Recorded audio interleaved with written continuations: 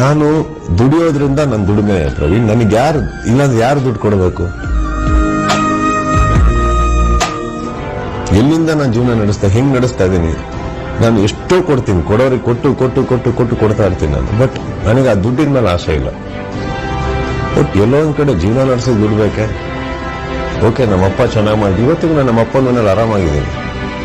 Suppose ನಮ್ಮಪ್ಪನೇ ಬಾಡಿಗೆ ಮನೆ ಇದ್ದಿದ್ರೆ ನಾನು ಯೋಚನೆ ಮಾಡೋದು ಇವತ್ತು ನಾನು ಏನ್ ಮಾಡ್ಬೇಕಿತ್ತು ಅಂತ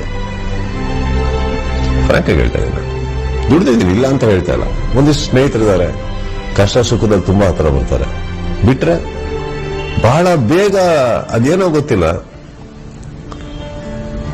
ಎಲ್ಲರಿಗೂ ಒಂದು ಕೈ ಹಿಡ್ಕೊಂಡ್ಬರ್ಬೇಕು ಅಂತ ಕೈ ಹಿಡ್ಕೊಂಡ್ಬರ್ತೀವಿ. ಬಟ್ ಬಹಳ ಬೇಗ ದೊಡ್ಡವರಾಗ್ಬಿಡ್ತಾರಲ್ಲ.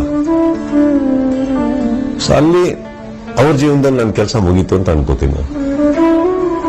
ದಡ ಮುಟ್ಟಿಸಿದ್ವಿ, ಇವತ್ತು ದೊಡ್ಡವರಿದ್ದಾರೆ ಎಲ್ಲ.